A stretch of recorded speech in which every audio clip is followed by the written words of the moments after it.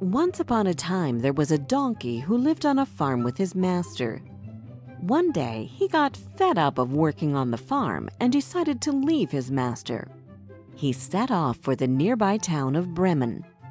On his way, the donkey met a dog who had also left his home and master. "Will you come with me to Bremen?" asked the donkey. "Let's become musicians in the town orchestra. Oh, you can play the drums and I will play the cello."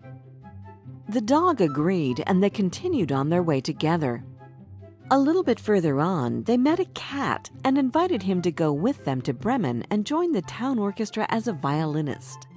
The cat meowed in agreement, and the three animals hurried on to Bremen.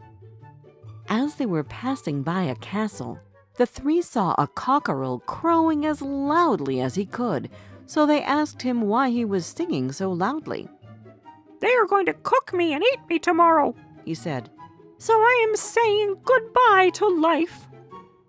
But the donkey said, "Don't be silly. Come with us. You have a lovely voice and you could become a singer in the Bremen orchestra. That is where we are all going."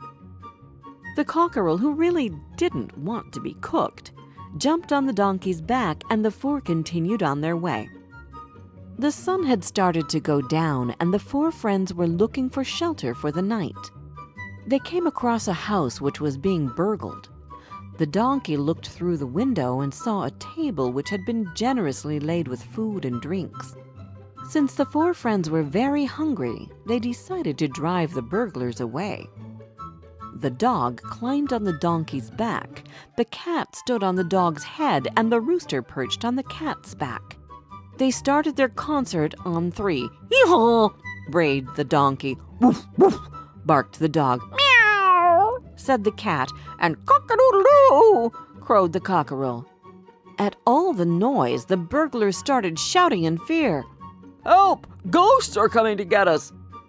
The men ran out of the door as fast as they could. They wanted to leave the house that very second, thinking that the house was haunted by millions of terrifying ghosts. The four friends made sure that the burglars had run a long way away, and then went into the house. They sat down for dinner, ate, drank, and were merry. Full from the delicious meal, they looked for a place to sleep and turned off the lights. The dog curled up behind the door, the cat snuggled in by the fireplace, the rooster perched on the back of a chair, and the donkey settled in one of the kitchen nooks. They soon fell fast asleep. Meanwhile, the burglars gathered, and the ringleader decided to send one of them to check whether the ghosts were still in the house, as it was dark. The man who was sent approached the house quietly, shaking with fear. He reached the door and stood to listen. Since there was no noise, he went into the kitchen. He wanted to light a fire, so thinking the cat's glowing eyes were burning coals, he held a candle next to them, hoping it would catch light. The cat jumped on his face and started scratching him.